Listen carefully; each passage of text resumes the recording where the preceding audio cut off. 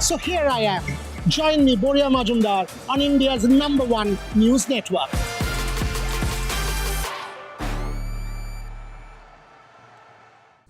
When facts are fragmented, we put the pieces together. Where power collides with truth, we are there. Behind me is that massive security arrangements that are in place. Behind fractured boundaries, we clear the fog of war. Fault Lines with Gauri Dwivedi, only on NDTV World. In today's interconnected world, India's voice is more crucial than ever. When India speaks, the world listens. At NDTV World, we are that voice, bringing you intelligent and insightful news from India and beyond. From geopolitics and diplomacy to economic shifts, migrations, tech disruptions, and the stories of our diaspora. We cover the news that shapes our global future. NDTV World, your new home for global news, is here. From interesting tech startups to industry-leading companies, politics, sports, culture, curry, cricket. Oh, there's so much to talk about. Like me, if you too thrive on interesting conversations, this is a show you cannot miss. Watch this space to know more about all matters and all people that make Britain what it is today. Out of Britain, with me, Radhika Iyer.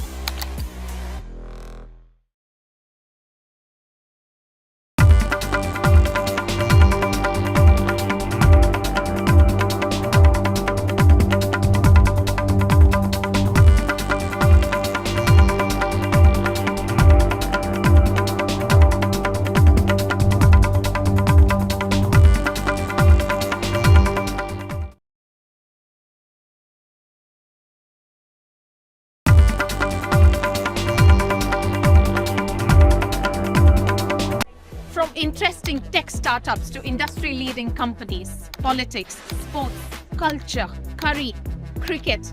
Oh, there's so much to talk about. Like me, if you too thrive on interesting conversations, this is a show you cannot miss. Watch this space to know more about all matters and all people that make Britain what it is today. Out of Britain, with me, Radhika Iyer.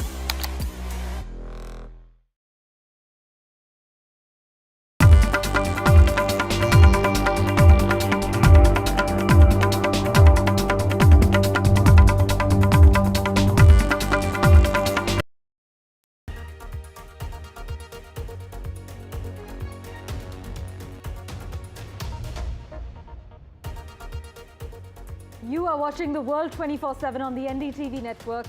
I am Parmeshwar Bava. An action-packed bulletin lined up for you as always. Let's begin with the top headlines you need to know. The free trade agreement between India and the United Kingdom will be signed during Prime Minister Modi's visit to London today. 99% of Indian products will receive duty-free access to the UK market, covering nearly all of India's current trade value. 4 terrorists linked to Al-Qaeda involved in running a fake currency racket and spreading the global terror group's ideology have been arrested by the Gujarat Anti-Terrorist Squad. One of them was arrested from another state. India and China have reviewed the situation along the line of actual control and prepared the ground for the next round of special representatives talks to be held in India later this year. In fact, after a 5-year gap, India resumes tourist visas for Chinese nationals. This comes almost a month after resumption of the Kailash Mansarovar Yatra on the 30th of June. A federal appeals court in the United States has ruled that President Donald Trump's order seeking to end birthright citizenship is unconstitutional, affirming a lower court decision that blocked its enforcement nationwide. The US president has unveiled an AI action plan that prioritizes deregulation in a bid to better compete with China. America's new executive orders are in line with his campaign promise to reverse Biden-era directives oriented around artificial intelligence safety.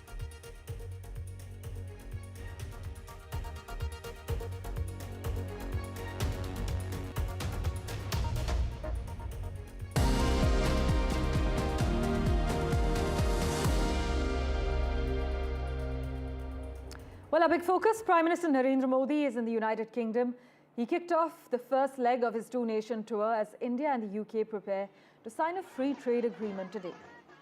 During this visit, Mr. Modi and UK Prime Minister Sir Keir Starmer are expected to review ties, with the sides discussing tech, investment, climate, defence, trade, as well as migration. The Prime Minister, as we've been covering, is also scheduled to meet Britain's monarch, King Charles III. But Mr. Modi's visit is fleeting, less than 24 hours long, but he has a packed agenda. Radhika Iyer is in London and she breaks down his plan of action. Listen in. 24th of July is going to be a very busy day for Indian Prime Minister Mr. Modi, but it will be a day that he's going to be very proud of. Same for Sir Keir Starmer, who is his UK counterpart and Prime Minister of this country. The two Prime Ministers are going to be sitting across a table for over 2 hours, not just share a cup of tea, but speak of a variety of agenda items, including extremism, including economic offenders. But the star of that agenda is going to be a free trade agreement, which painstakingly, after more than 3.5 years, is now about to be sealed, that very deal. This is a historic day, a historic moment, one which is touted as a landmark deal. Clear, comprehensive, extremely competitive, and one which is very clever, nicely fought by both sides, which to make it a win-win for both nations, seen as two great dynamic economies of this world, one being the 4th largest in the world and one being the 6th largest in the world. Just to give it some context, the free trade agreement is likely to benefit the UK's GDP by 4.8 billion over a period of years, while India is likely to create over 5 million jobs, support these jobs in a variety of sectors, mainly export, and manufacturing is going to get a huge shot in the arm for India. 99% of India's exports to the United Kingdom, ranging from gems to textiles to processed food, leather goods, several other goods, are likely to see zero tariffs. Similarly, the UK is likely to see 90% of its exports to India, particularly automobiles such as cars, Scottish whisky, which India happens to be the largest consumer of in the world, along with several other goods which Britain sends over to India, will see a 90% cut in tariffs. After this particular signing of the deal that is expected to take place by noon or a little after noon on the 24th of July, Prime Minister Modi will also be meeting during a courtesy meeting with the King Charles III, considering India continues to hold the status of being a Commonwealth. Radhika Iyer from London, NDTV. The other big headline we're tracking on the World 24/7. Well, India and China reviewed the current situation along the India-China border in what the Ministry of External Affairs described as an atmosphere of peace and tranquility. The meeting was part of ongoing efforts to manage border issues between the two countries, and the two delegations agreed to maintain regular communication on boundary-related matters through established diplomatic as well as military channels. They also discussed further steps to strengthen effective border management and maintain calm along the line of actual control. In fact, in the recent past, India and China have taken several steps to mend their strained relations, which had sharply deteriorated after the deadly clash between their armed forces in June 2020. By the way, India will resume issuing tourist visas to Chinese citizens from today. This is what its embassy in Beijing has said, the first time in 5 years. And in 2020, if you remember, India had suspended all tourist visas in a bid to contain the spread of COVID-19. But now in a statement, the Embassy of India in China has said that Chinese citizens can apply for a tourist visa to India after completing an online application, scheduling an appointment and personally submitting their passport, as well as other required documents to the Indian visa application centers in either Beijing, Shanghai and Guangzhou in South China's province. Now, this comes almost a month after the resumption of the Kailash Mansarovar Yatra on the 30th of June. My colleague Mohammad Ghazali has been tracking all the action. He joins us with a quick update at the moment. Ghazali, take us through the latest as far as India and China are concerned. See, yesterday, two major developments happened. One, that India has resumed issuing visa to Chinese nationals. A notification was issued by the Indian embassy back there in Beijing. Then we had a land border talks happening between the working group of India and China, headed by the senior officials from both sides. And that has been lauded by both sides, that how the peace in the region, along the border areas has been appreciated by both sides, and further engagement will also happen between India and China. And this positive development after Dr. Jaishankar visited China to attend the SCO Foreign Affairs meeting, and also on the sidelines of that he also met Mr. Xi. That shows that perhaps the relations between the two countries are moving in positive direction. Ghazali, thanks so much for joining us with a roundup of all the action. Switching tracks, 4 suspected Al-Qaeda operatives have been arrested from Ahmedabad in a major counter-terror operation by Gujarat ATS. The accused were allegedly in contact with Pakistan-based handlers and were using auto-delete apps to avoid detection. Now, these arrests have sparked concerns over sleeper cells and renewed terror threats, with a key mission being assigned to them through encrypted channels. This raises urgent questions about terror networks quietly expanding within Indian cities. Let's just listen in to what the police has to say. Gujarat ATS के DYSP हर्ष उपाध्याय को पिछले 10 जून को एक information मिली थी कि 5 Instagram accounts हैं जो शरीयत या शहादत, फरदीन 3, मुजाहिद 1, मुजाहिदीन 3, सैफुल्ला मुजाहिद 313, ये जो 5 अकाउंट हैं, ये अलकायदा जो एक प्रोस्क्राइब टेररिस्ट ऑर्गेनाइजेशन है, इसकी विचारधारा का प्रचार प्रसार देश में कर रहे हैं। बहुत लोगों को धार्मिक आधार पे डेमोक्रेसी के विरुद्ध, भारत के विरुद्ध इनकी उश्केरनीजनक जो साहित्य है वो इन पे बारंबार शेयर कर रहे हैं। टोटल 4 आरोपियों को आइडेंटिफाई किया गया, जिसमें फरदीन शेख जो है वो अहमदाबाद का रहने वाला है, मोहम्मद फैक चांदनी चौक दिल्ली का रहने वाला है, जिशान अली नोएडा का रहने वाला है, और सैफुल्ला कुरैशी जो है वो मोडासा अरवली का रहने वाला है। Let's turn our attention now to Bangladesh, where a rights group has demanded an independent investigation into the Air Force jet crash that killed many in Dhaka. But India has sent a medical team consisting of 2 specialists and a nursing assistant from Delhi's Ram Manohar Lohia Hospital and Safdarjung Hospital to assist with the treatment of the burn victims of the Bangladesh plane crash tragedy, that occurred on the 21st of July. The team has landed in Dhaka and they have begun their work at a designated hospital, treating the patients from this morning. The team's visit follows Prime Minister Modi's assurance to extend all possible assistance and support to Bangladesh. Turning our attention now to the United States, where a federal appeals court in the US has ruled that President Donald Trump's order seeking to end birthright citizenship is unconstitutional. This affirms a lower court decision that blocked its enforcement nationwide, but the ruling from a divided panel of the 9th US Circuit Court of Appeals comes after Trump's plan was also blocked by a federal judge in New Hampshire. It brings the issue one step closer to coming back quickly before the Supreme Court, but the 9th Circuit blocks the Trump administration from enforcing the order that would deny citizenship to children born to people who are in the United States illegally or temporarily. In staying with updates from the US, back in May, Attorney General Pam Bondi told US President Donald Trump that his name appeared in internal Justice Department files related to the Epstein case. The meeting took place at the White House and included Deputy Attorney General Todd Blanche, and it wasn't a casual aside, according to 2 senior officials who were present, reports state. Bondi also apparently made it clear that Trump's name was among those flagged during a review of documents tied to Jeffrey Epstein. These weren't new allegations or charges. The Justice Department in the US had revisited the Epstein investigation following public and political pressure and concluded again that there was no credible evidence of criminal conduct and no justification for reopening the case. But the names, they were still there. Trump's was one of them. Now, 2 months later, Trump is claiming he was never told. Let's turn our attention now to Canada, where Prime Minister Mark Carney has said his country will not accept a bad deal simply to reach a trade agreement with the United States, as a deadline of the 1st of August looms before Donald Trump begins to impose new tariffs. US importers buying in goods from Canada will face a 35% tax if no deal is reached before the deadline.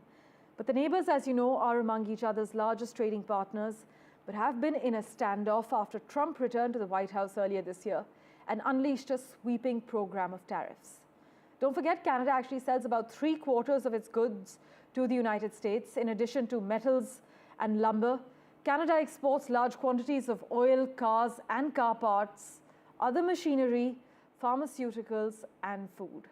Maha Siddiqui has been tracking all the finer developments live in Vancouver. She joins us at the moment. Maha, take us through the latest developments. Parmeshwar, the statement by Prime Minister of Canada, Mark Carney, now makes it uncertain whether this deal between the US and Canada will be signed before the 1st of August, which is the new deadline that the two sides set. Remember, the initial deadline was 21st of July, and then it was moved to the 1st of August. And now with the statement, it's uncertain whether even that deadline will be adhered to, even though President Donald Trump has said that from the 1st of August, the new tariff that will be imposed on all goods from Canada will be 35%. This is going to be a sweeping, punishing tariff against Canada if it actually happens. This is because there's already a 50% tariff on aluminum and steel, 25% tariff on automobiles, and a 10% tariff on energy, which is already having a crippling effect on the economy of Canada. And that is the reason that the two sides, especially Canada, was interested in striking a good deal for itself. And that's really the word that is being underlined by Prime Minister Mark Carney, that if it's not a good deal for Canada, then he's not going to sign on that deal.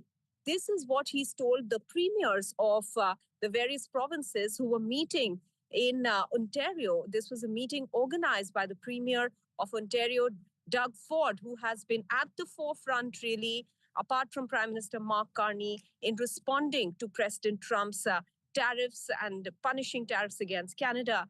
He has told the premiers that he's not going to sign on anything that is not going to be good for Canada. And this has been backed by the various premiers. So this is giving a sort of domestic backing to Prime Minister Mark Carney as well. The Premier of Nova Scotia, Tim Houston, in fact, also spoke about it, saying after the meeting, in fact, saying that Prime Minister Mark Carney has made it clear that only a good deal will be signed for Canada. This meeting was also significant because while Canada is trying to act against the US because of the tariffs, they are trying to strengthen their own economy and try to break interprovincial barriers of trade so that there is more trade east to west within Canada rather than north to south trade that they are so badly dependent on the United States. Maha, as always, thank you so much for joining us with the lowdown. Let's switch tracks now. International master Divya Deshmukh scripted history by storming into the final of the FIDE Women's World Chess Cup, defeating former world champion Zhongyi Tan of China. With this win, Divya also became the first Indian ever to qualify for the Women's Candidates Tournament, which will decide the next challenger for world champion Wenjun Zhu. Rika Roy reports.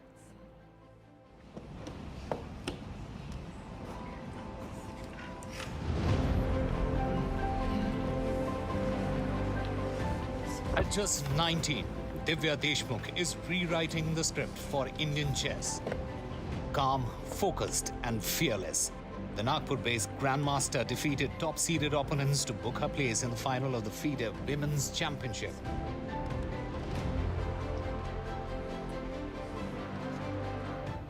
A semi-final clash was nothing short of a thriller, a 5-hour-long battle of nerves and strategy.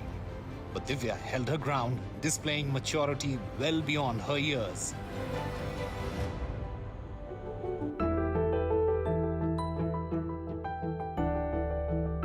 A prodigy from the age of 6, Divya's rise has been meteoric.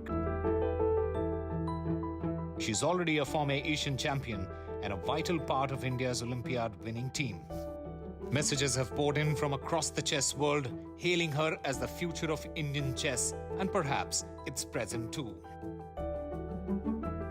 Divya now faces the toughest test of her career, the FIDE Women's Championship final. But with the country watching and history within reach, she is already a champion in every sense. Osama Shah for NDTV. Stepping into a quick break, back in a moment with the latest updates for you. Do stay tuned.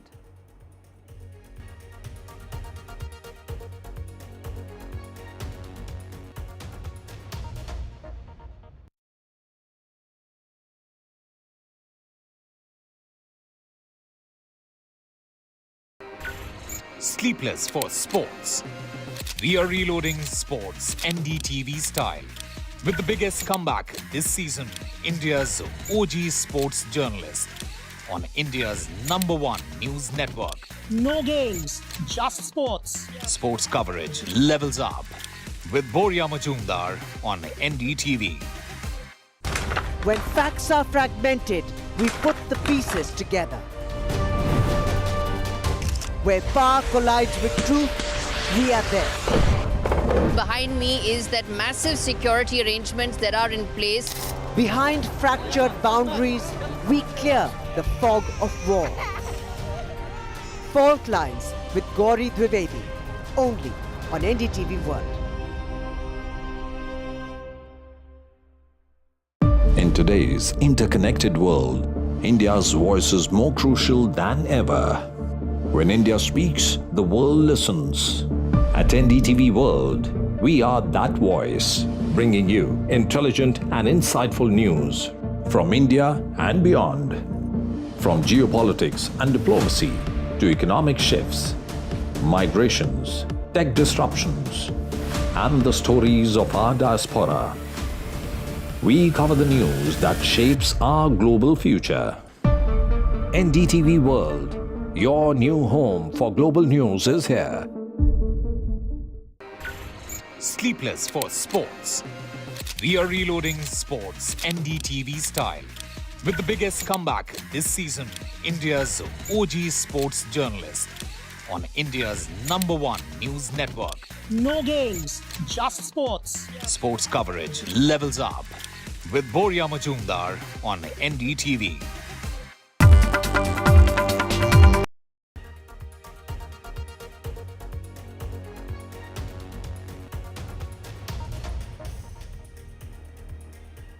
Iran has agreed to allow a technical team from the UN nuclear watchdog to visit in the coming weeks to discuss relations between the International Atomic Energy Agency and Tehran. This is what Iran's Deputy Foreign Minister has said. The delegation will come to Iran to discuss not to go to the nuclear sites, he told reporters during a visit to New York for meetings at the United Nations. US Director of National Intelligence Tulsi Gabbard released newly declassified documents that, according to her, reveal efforts by senior Obama administration officials to politicize intelligence findings related to Russian interference in the 2016 US presidential election.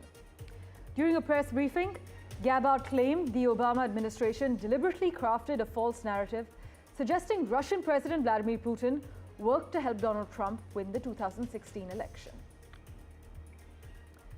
Ukraine's President Volodymyr Zelensky vowed to retain the independence of anti-corruption agencies, bowing to pressure from the first wartime street protests and rare rebukes from European allies.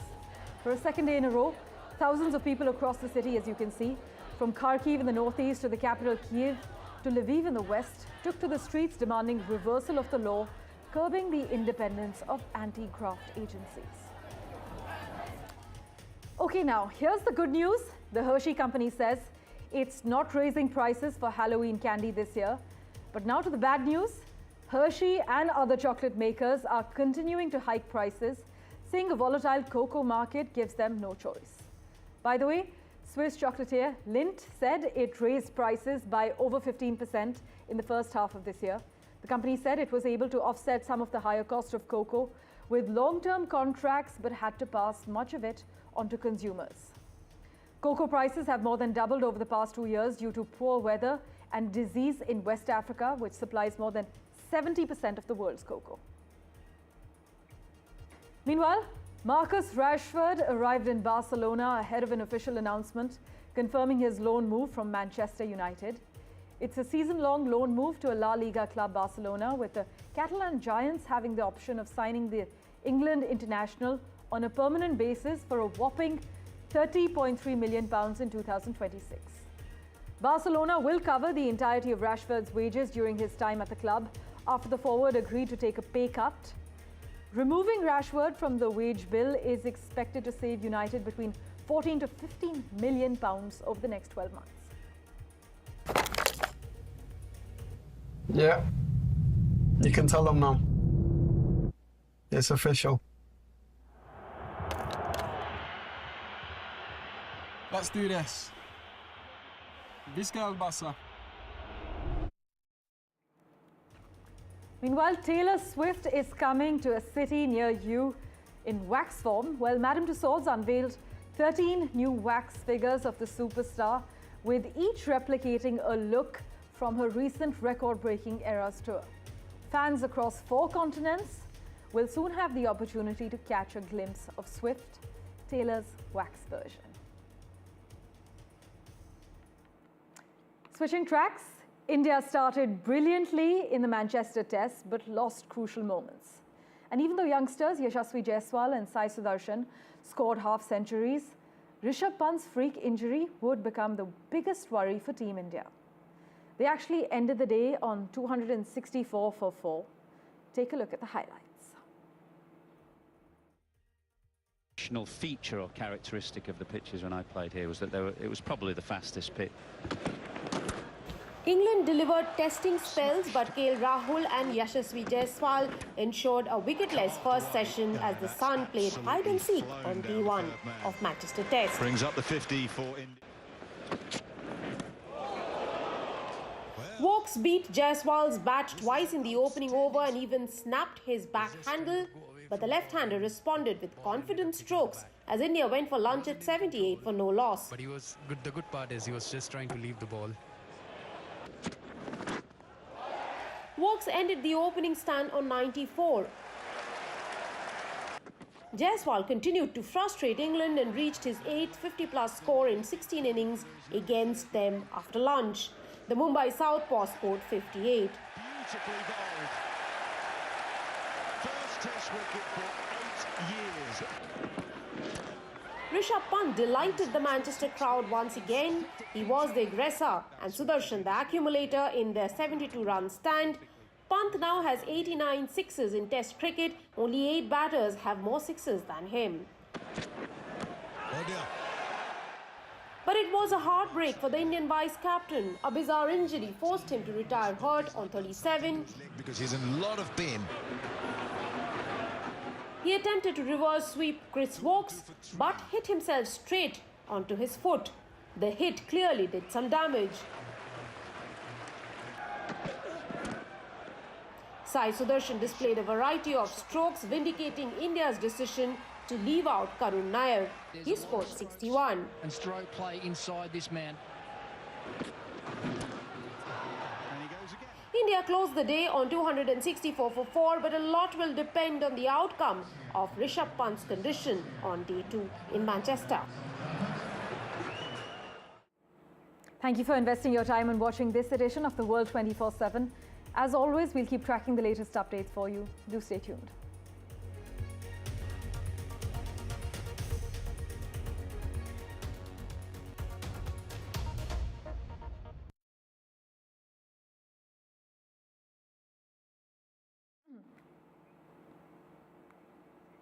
Switching track.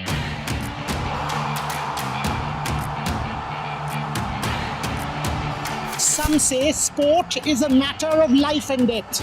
The truth is, it is far more serious than that. Sport is about ecstasy and agony, about pain and suffering, about joy and much more. Some say there's no one better to tell these stories. So here I am. Join me, Boria Majumdar, on India's #1 news network.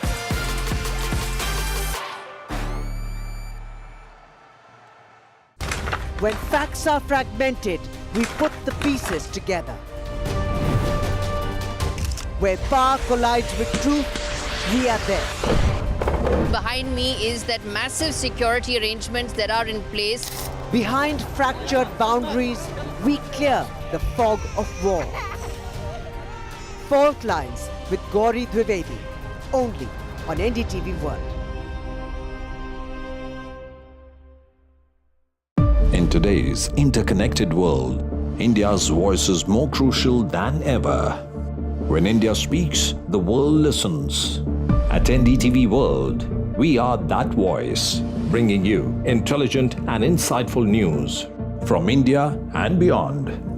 From geopolitics and diplomacy to economic shifts, migrations, tech disruptions, and the stories of our diaspora.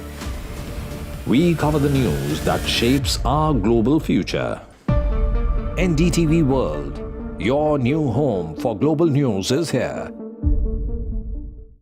From interesting tech startups to industry-leading companies, politics, sports, culture, curry, cricket. Oh, there's so much to talk about. Like me, if you too thrive on interesting conversations, this is a show you cannot miss. Watch this space to know more about all matters and all people that make Britain what it is today. Out of Britain, with me, Radhika Iyer.